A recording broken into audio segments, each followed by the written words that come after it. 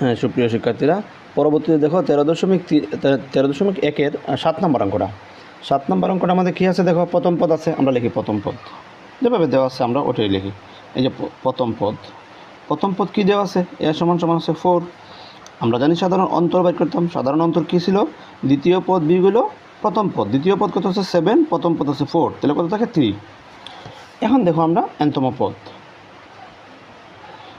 পদের সূত্র তো আমরা সবাই জানি, a plus n minus 1/d, ওটা আমরা লিখলাম।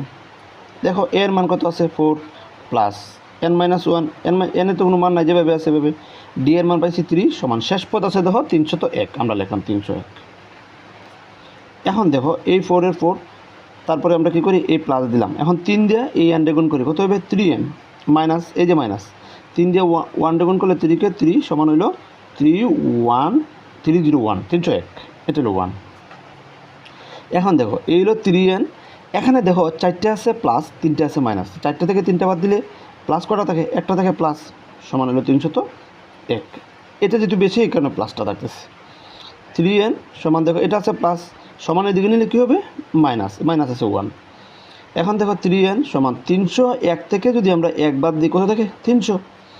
এখন জানি গুণাকারে আছে, গুণাকারে থাকলে কী হয়, ভাগ হয়ে যায়। এই হলো 300, নিচে হলো কত 3, এতে কাটাকাটি করলে কত হয় n সমান 100। এটা হলো আমাদের উত্তর।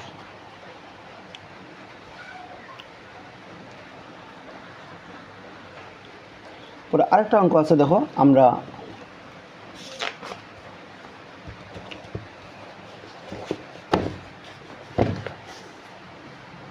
9 নম্বর অঙ্কটা একটু খেয়াল করি। দেখো 9 নম্বর অঙ্কটা আমাদের কী কী দেওয়া আছে।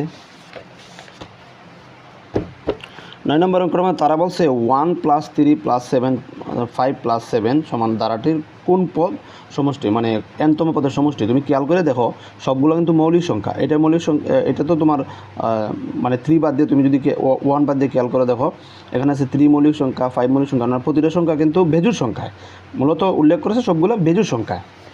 তাহলে আমরা লিখি আগের মতো, এটা হলো 9 নম্বর প্রথম পদ এ সমান সমান তারা বলছে কত 1। সাধারণ অন্তর ডি সমান সমান কত বলছে, দ্বিতীয় পদ আছে 3 মাইনাস হলো 1, তাহলে 2। nতম পদের সমষ্টি আমরা লিখি, nতম পদের সমষ্টি। তুমি যদি SN দিয়ে লেখো এটাও সমস্যা নাই, সমষ্টি লিখি 2/n দ্বিতীয় বন্ধনী 2a plus n minus 1/d, ওইটা হলো আমাদের 1/d। এটা হলো আমাদের কি সমষ্টি সূত্র। n এর মান তো তারাই বলছে না কিছু, n এর মান তো দেওয়া নাই, যেভাবে আছে এভাবে।